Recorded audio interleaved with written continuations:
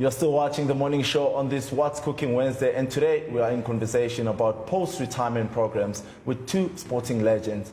Former Banyana star Simphiwe Dludlu, sitting alongside former netball star Nontle Gwavu, are here to take us on a journey about post-career life. You know, when I want to talk about this topic, for me, it's a very sensitive one. You know, would you agree with me that we country to sinenkenga when it comes to opportunities, when it comes to, you know, the resources for athletes, you know, post-retirement to reinvent themselves and, you know, to have that opportunity for success as well? Absolutely, and I think it's even harder, Brighton, because while you are an athlete, you still face that, because some opportunities are there, resources are there, but the hardest thing is access to those resources. Because you might find there's a pool, you come from the township, there's a pool, but how far off are you from that pool? Sure. You know, and how much access do you have to that pool? Fanele uyocela ikhansela, fanele uyocela bani, ubani mela vumelane nobani who must sign off and all of those things as an athlete. So that's what discourages a lot of potential stars out there, because of access to those resources, you know, who must approve. And sometimes the resources are diverted as well, you know, from the correct people, correct programs, to people that don't even care about the success of the sport. And now let's move over to you when you are now post-playing. Post-playing is that, I can tell you now, probably rugby, cricket are those sporting codes that have a potential to say post-playing, these are structures that are in place. But when it comes to other sporting codes, my experience in football, that's why you get to hear stories that now 5 years down the line, 2 years down the line, a player has retired, they don't have a home of their own, they don't have a car, they don't have a job, they don't have this, because those finances are not sufficient, were not sufficient enough for them to build post playing as an athlete. So those are true struggles. And she spoke about not getting paid as an athlete. In women's football in South Africa, it's still amateur football, it's not professional football, unless you're in the national team where you get something, or you move overseas, then you get something. Most of the teams, even in the national league that's there, it's a stipend. What is a stipend for a person that needs to go to school, needs to do that, and all of that? I started owning a house post-playing when I was working. Imagine, when I was working, because you don't qualify for this, you can't afford this, and all of that. It's not professionalized. It's not the way it's supposed to be. Now, Nontle, I mean, part of the program are some of those topics that are implemented within the program beneficial towards, or let me rather use the word aligned to what you're working towards? 100%. I mean, yesterday we had this guy, Rob Fleming. His topic was hospitality, and I'm like, what is he going to talk about? I mean, we don't want to talk about hospitality. What is he going to, you know? And then when he unpacked it, he talked about how you as Nontle Gwavu, you are a brand, and how other people perceive you, that it's how you make them feel that that's going to actually make your business go, you know, further. And he unpacked how, you know, you need to look after your business, and, you know, the planning, how you get to this next stage, and how to do that, because we tend to overlook those things and take them for granted, to say, no, I'm good at skills, you know, I can coach, but it's not all about skill.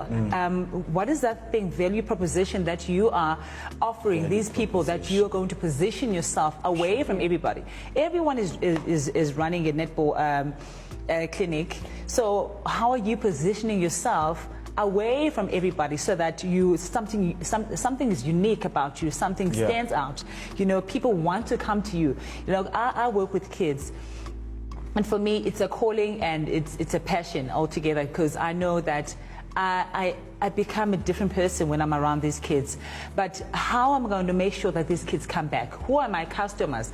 I realized for the first time that the parents are my customers as well, because I always thought, no, the kids are my customer, that's what I want to deal with. I don't want to deal with no parents. But these are the parents that are paying for these kids. These are the parents that are going to bring these kids and say, okay, I'm happy with this coach. Because it really, I think it finally came to me when my husband take my kids for cricket all the time. the feedback that the things that he talks about, the interaction with the coach, and I'm like, ish, I don't do that. You understand? And he appreciates that feedback, and whenever he goes for trials, there's a feedback, what is his paper to say his bowling is this, his fast is this, his head is here, And I'm like, oh my goodness, I could take that to be added value proposition for my business so that I can position aside away from other people.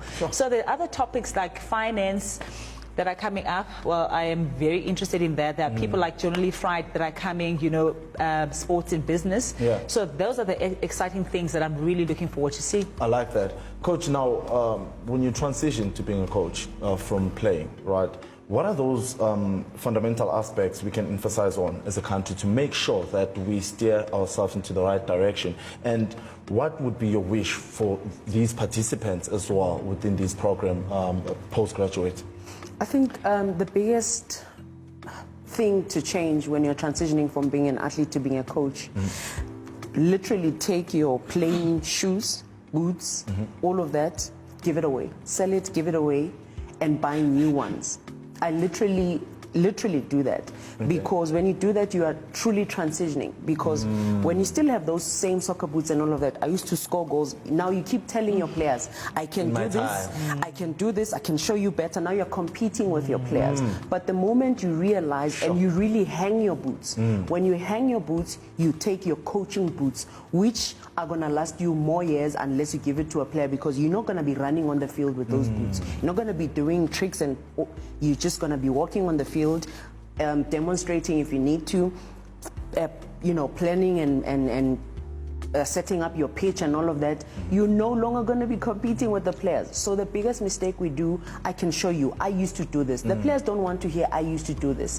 What can I do now better, coach? How can you help me? How can you make me be a better player? And mindset also, because once you start saying, I'm a coach, you become a teacher, and your transition becomes better. Because now you're no longer thinking at a competition space, you are thinking at a progression space. Because now you are no longer saying, what are we doing? It's how do I make players better?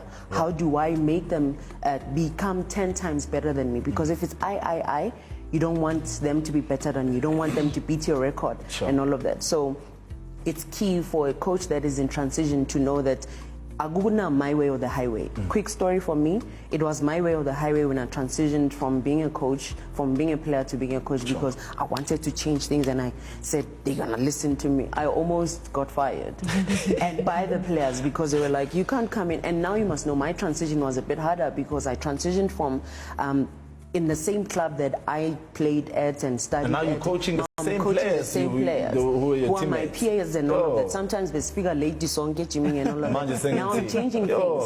And I'm now, because I had a vision, with the club boss, Guting, I want this team to be able to finish, because Tina struck the league with 7 players in the team, Guamanyama match and all of that. I said, my biggest thing is, I want to finish the league with a big number of players, Ngama last matches. I want to make sure there's a turnout at training. I want to make sure it is on time.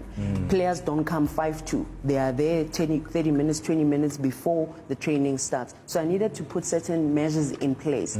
And after that breakdown, and the players went to the office and said, Coach, Tina Samfunu, Coach Shorty, because she thinks she's all that, and da-da-da-da-da-da, which for them, they didn't want to transition as well. So I had to come back and say, okay, now let me introspect. How can I do it better? And I said, it's our way, my highway.